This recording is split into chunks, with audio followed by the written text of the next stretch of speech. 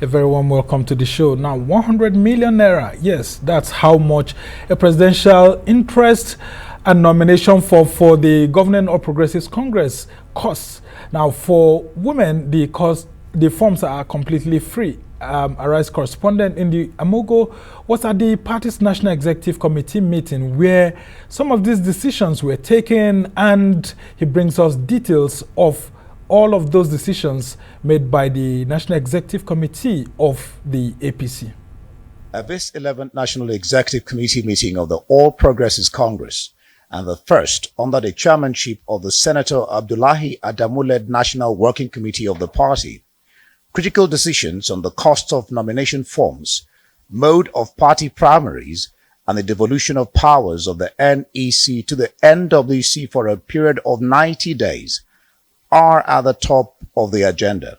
President Muhammadu Buhari, Vice President Yemi Osinbajo, President of the Senate Ahmad Lawan, Speaker of the House of Representatives Femi Gbajabiamila, along with the Chairman of the Progressive Governors Forum Abubakar Bagudu, and others are all in attendance. The national chairman in his remarks is asking for more unity and party discipline among APC members ahead of the 2023 general elections. As we see it, this burden has two critical parts to it. The first part is the full and complete unity of the party. The second is winning the 2023 general elections. How we handle the first will determine how we achieve the second. Chairman of the Governors Forum, Abubakar Bagudu, while commending the APC-led federal government, says when most states could not meet up with their financial obligations, President Muhammadu Buhari approved bailout funds which rescued them, and that the idea was a novelty by the government. And it was due process that led us to the very, very successful convention that has shamed our critics. The leadership of the National Assembly also had a few words of admonition for the party's members and leadership on the need to promote the achievements of the APC in the midst of allegations of underperformance by the Buhari administration. The 9 members of the National Assembly of APC stock have been consistent. We have shown complete loyalty to our party. We remain committed to the end. The President, Muhammadu Buhari, while thanking all the aspirants that withdrew in deference to his call and for the party's unity during the National Convention, is urging them to work assiduously for the APC's success during the general elections. I call on all party members to abide by all extant laws, rules, and regulations, and to leaders of our party to avoid imposition of candidates that cannot win popular elections. After the NEC meeting, APC spokesperson Felix Morka provided more insight on the discussions reached by the party's second highest decision-making organ, including the cost of nomination forms. Resolution essentially has devolved the powers of NEC. The NEC meeting was summoned by the APC as part of measures to ensure compliance with Section 84 of the Electoral Act, based on the electoral calendar released by the INEC. Political parties have until June 3 to submit the list of their flag bearers for the presidential, governorship, national, and state legislative seats. The electoral body says failure to comply will deny any political party representation. Ndi Amogo, Arise News. Thank you, indeed. Now, joining us to take a look at these issues is Senator Mohammed Hassan, a member of the All Progressives Congress, a non-serving senator that formerly represented Yobe South in the 8th Senate, and he's also a former commissioner in Yobe State and former banker, university lecturer, and all of that. So good to have you on the show. Thank you. I mean, you would have heard resolutions of the neck of your party, and some of the things that have been said, Nigerians are already reacting to it. So first of all is the issue of money. People are saying 100 million naira is too much. And then I also want you to talk about the NEC devolving its powers to the NWC of the party. And then thirdly, President Buhari was warning against imposition of candidates so as to allow the APC present popular candidates. Okay, thank you for having me in your studio. It is quite interesting, the outcome of the NEC meeting of yesterday. I felt very, very elated. It was very, very clear that the party is gearing up towards winning the 2023 general elections. The issue of how much is it, 100 million naira for the nomination from an expression of interest, I think that's my personal view. I support the idea, I support the thinking, in the sense that you have to ensure that the party has to ensure that only people who are really, really serious to contest for this yes, should be prepared for it. We are not saying that it is meant to be sold for money. No, that's not the point. The point is experience has shown that in the past you find all sorts of people going to purchase these forms and then ending up in with litigations and all that, dragging the party behind. I think that's a good move by the party. I support the idea. And some people say that's what the PDP is already facing at the moment, having about 17 presidential aspirants, that maybe if the monies were higher, you could have had lots of persons reduced. Yes, but democracy should also not be for those who have monies alone. No, but it's a serious matter, so you have to really be prepared to go into it. So it does not mean that you have to, I mean, there are many sources of generating such funds. I mean, for anyone going for such exalted position, I believe will have his own supporters. It doesn't mean that it is for sale, but in my view, I think that is the way to go. I 100% support the idea. Interesting indeed. Now let's talk about you know, the neck of the party handing over powers to the National Working Committee. What does this mean? Yeah, it's a very interesting development in view of the tight schedule of the elections. The timetable, it's quite tight, and therefore the party or the NWC does not need to go to refer to certain decisions to NEC. It's a very good move.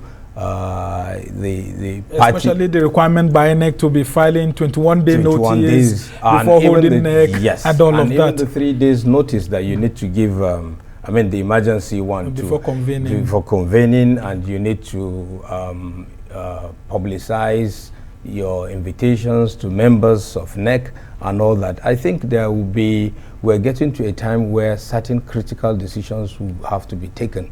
So you may not have the time that you will have to all the time go for NEC for approval.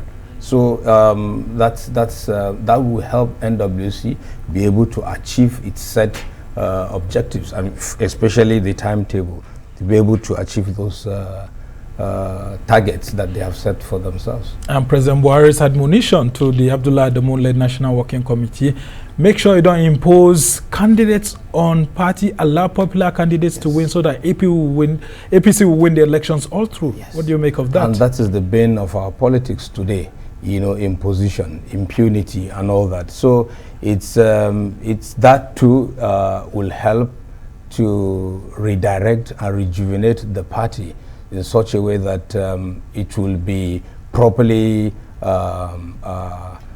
faced, or it will properly position itself for the general elections. Let's talk about Abdullahi Adamu. This is his very first National Executive Committee meeting as chairman, national chairman of the APC. Yes. What's the agenda that a lot of APC members should look forward to? I mean, you were a member of the transition committee. What sort of ideas did you people infuse into documents and they eventually submitted on the ways to reposition the APC to become a winning political party? You know, the good thing is that Senator Abdullahi Adamu is known for his firmness, fairness, experience that he has acquired over the years in party politics. He has shown that so far from the time he took over as the national chairman of the party. I think as a member, or then as a member of that committee, what that committee was purely saddled with was to examine the state of affairs of the party and make certain recommendations. And that committee has already done its part and submitted the report to NWC for consideration. So in terms of setting an agenda for the leadership of the party, it's very clear. Mr. President has brought up those issues very well, one of which was to ensure that only popular candidates are presented for the general elections. Now, the national chairman spoke very well, from what I read in the pages of newspapers, saying that there was a need for unity, and luckily he chaired the reconciliation committee meeting. So he understands the issues. They wanted to both serving and non-serving governors to ensure that they do not allow their internal wranglings to affect the party. Yes, that is very, very important. And I think they all get it. They all understand that the stakes are quite high. And therefore, and I'm sure that it will help to try to bring the key stakeholders together in the various states, especially those states that have these conflicts. Now let's talk about you personally. I mean, you defected to the APC not quite long from the PDP. You were one of the very strong lawmakers of the PDP in the 8th National Assembly. I mean, what's responsible for that defection, which a lot of persons said that was a very strong win for the APC? Because, I mean, I could see your defection pictures. You had the Senate president there. We had former APC National Caretaker Committee Chairman, Governor Malabuni, who also happens to be the governor of Yobe State, your home state. Yeah. I mean, how come it took such a huge delegation to get your interest to join the APC? You know, let me start by saying, remember what Tip O'Neill said, the former Speaker, U.S. House of Representatives said. I think he coined this phrase of saying all politics is local.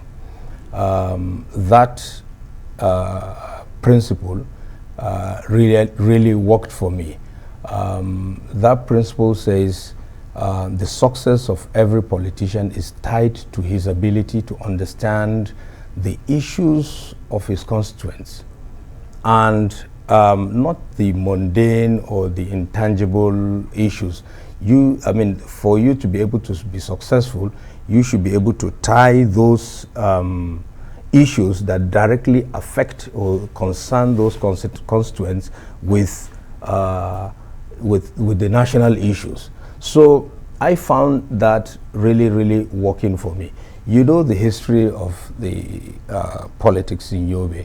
I was so lucky that I survived the Buhari tsunami. Yeah, I mean, in 2015, yes. You were the only PDP senator in Yobe State. Yes. I mean, there were three senators from, there are three senators from that state. The other two, Ahmad Lawan and the former governor himself, Gaidam, were both in the APC. Only you was the PDP senator. In fact, even if you look at other states surrounding Yobe State, like Borno and all others, you couldn't get any PDP senators there. Yes. I remember you visiting President Buhari at a point in time. Yes. After all of this, what exactly was he telling you, you know, after that? Yes, you know, let me start by saying this. You know, that is the difference I tell people between the APC and the PDP. Today, I can tell you there is no leader in PDP. Maybe you can tell me who is the leader of PDP. I can tell you that APC has a leader, and that is President Muhammad Buhari. That leadership came to bear when, if you remember, the issues leading to up to the convention, how the party found itself. And by the time Mr. President stepped into those issues, everything calmed down. And the party was able to conduct a very, very successful convention. After reaching a consensus on most of the candidates. Yes, whatever mode that was used to arrive at the outcome. The most important thing was that there was a leader who stepped in and ensured that the convention came out successful. So, as I was saying, that's the key difference. In my state, I'm not sure in 2023 general elections, with our defection to APC, PDP will be able to win one polling unit in Yobe State. And why is that? Yeah, because I've said it, there is the leadership of PDP is in rudderless. The leadership is rudderless. Yeah, but they also had a convention where they had a new national chairman, a new national working committee that's chaired by Dr. Yoche Ayu, who is a former president of the Senate, and all of that. I mean, isn't the PDP repositioning itself to win national elections and even state elections ahead? Well, it's not for me to speak for PDP, but I can tell you from my state, in Yobe State, I do not see how PDP will win one polling So unit. there was an act of injustice to you, that's why you had to defect? Well, because the party never had interest in people who had supporters. They were just looking, in my view, I can say PDP had merchants. This is my definition of how it relates with people at the lower level. I mean, the leadership. I don't know how the leadership is today, but I can tell you, as at the time I defected, the leadership was rudderless because there was no direction, and in my case I could say it only had agents who could not win any elections, who could just who the leadership in Abuja only recognized. So I used to say Yobe PDP Trading Company. That's what we have. Very interesting. Yes. Indeed. Okay, as we try to round off this conversation, let's talk about 2023. Do you think that the APC is well positioned to win elections both at the national level and including your own state, Yobe? Very well. It's very, very clear. You could see those how the leadership, the new leadership, has taken the issue of the general elections very, very seriously. You can see the frequency at which NWC was holding meetings, or has been holding meetings. That is gives party members great sign of hope. And the most important thing, the most important things were the issues identified by Mr. President and even the national chairman at yesterday's NEC meeting, by saying the party should be able to present only popular candidates. Yeah, but how can the party present popular candidates when it looks like the party is presenting itself as a political machinery for the rich? I mean, with all this very huge cost of expression of interest forms and nomination forms, isn't the APC looking like it's no longer for the masses? No, that's not the point. I mean, if you look at even some kind of relief given to women, the women folks and the youth, that's quite encouraging. So, you know, you have to show that you are really serious to get into this contest, I mean, into this business of contesting this election. So it's not like it has, it's turning it into money-making event. No, I don't think that is the point. The key thing here is how would the party identify those candidates who will be able to win the elections? I mean, popular candidates. Let me use Mr. President's words. Okay. And before we go, let's talk about the economy. I mean, you're a former banker and all of that. Nigerians have been complaining very, very seriously that the economy is no longer the way it was in 2015 and all of that. Do you think that the APC has done a good job, and what needs to be done ahead of 2023 so that it doesn't affect the party? Yeah, you know, Shagai, I will not be here facing the viewers to come and say the economy is well, we're doing very, very well. But the most important thing is I would want the critics, the performance of the critics of the economy as it is today, to begin to look at where we were. What did this government inherit in 2015? Now, what was the situation then? This government came and inherited an empty treasury. You could remember how it all started. Between 2008 and 2014, the crude oil price averaged well over $100 a barrel. Yeah. And Nigeria, the past administration was not able to save. Let me give you one simple example. Very quickly, if they had if they had saved and invested in areas today like developing our gas infrastructure today, Nigeria would be benefiting from the fight, the war in between Nigeria, between Russia and Ukraine. That would have been an opportunity.